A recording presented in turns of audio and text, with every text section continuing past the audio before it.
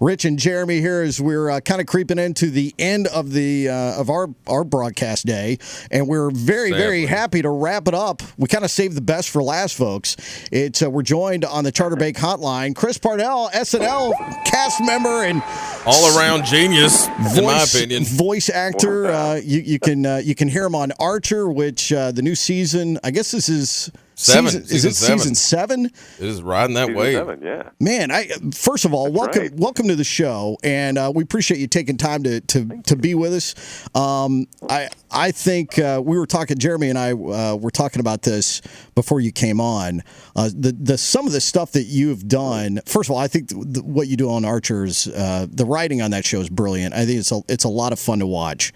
But we were looking back at some of your stuff on SNL, and a lot of people may forget, but the famous cowbell, the famous cowbell scene. You're like the front lead, and center. You're the dude in the cowbell scene, and it kind of makes it down together. It kind of makes the whole thing, I use that quote in my life constantly. Yeah.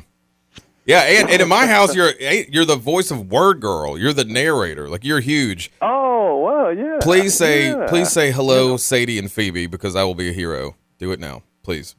Hello, Sadie and Phoebe. Oh my gosh! Word Girl. There you go. That's great. That's yeah, awesome. Yeah, and then we watched the Wade Blazing game. Oh my gosh, one of my favorite SNL commercials. That's a good one. Yeah. All right. Me too. No. A little bit of history. You are from. You're kind of. I know you may not like it, but we kind of claim you as one of our peeps. You're from Memphis, so you're from SEC territory. We're here in Auburn, Alabama, home of the Auburn Tigers, and. I know you're now in the world of Hollywood and television and big screen and all that. Do you still do you keep up with what's happening in college football, or is that a thing in your life at all? Do you keep your finger on the pulse? Because you called football in high school. I've been researching. Did you? Well, I didn't. I didn't call football. What we used to do is we would cover our high school football games. We had a little television station at the high school, which was amazing. That is Germantown amazing. High School, just outside of Memphis.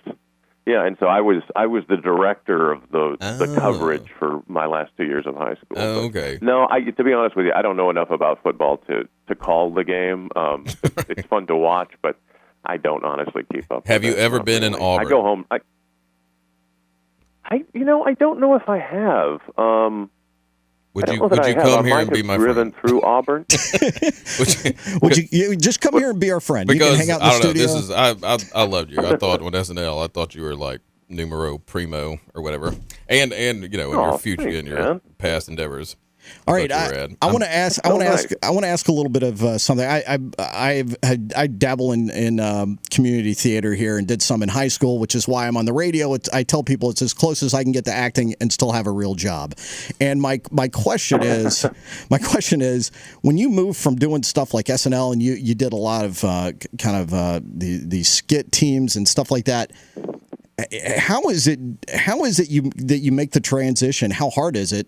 Or maybe it's not that hard to now do voice work where you're basically in a sound booth and you're reading stuff.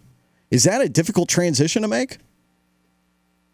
Well, from an acting perspective, it wasn't for me because voice work was really the first thing I did. My dad was a disc jockey in Memphis at WHBQ, and he had me. He also after doing DJ work, he had his own recording studio and produced commercials and things, and he would sometimes use me or my sister as kids as voices in those things. So I've kind of, that was the first work I ever got.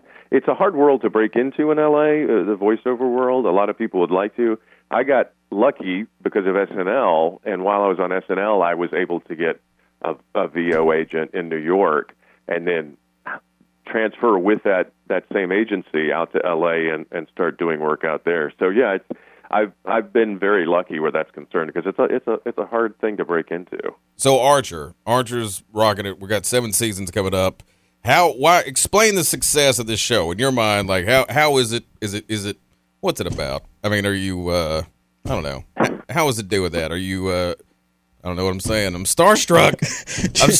Chris. Chris Parnell, and the voice is even better on the phone. Can you explain it's obviously touched a nerve.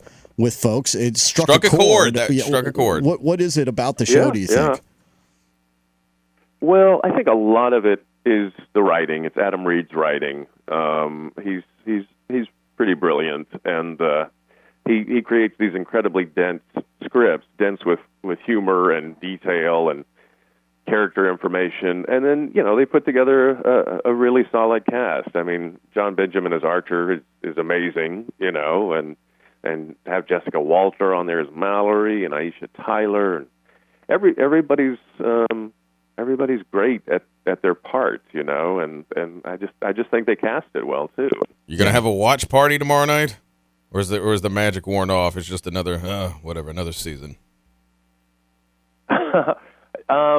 Well, tomorrow, I guess I probably will watch it tomorrow. I'll be back in L.A., so I mean, it's already set up on my DVR. So. Well, I would hope so. If I had something like that, it'd be on a constant loop at my house. Pretty much. I would just listen to myself talk. I do listen to myself talk. Well, Chris, listen, we really appreciate you taking time. I know you're at the end of this deal, and you've probably talked to a bunch of yucking it up schmucks like us, but we appreciate you taking the time to talk with us. Good luck on the show and all your future endeavors. And again, thanks a lot for being with us. War Eagle.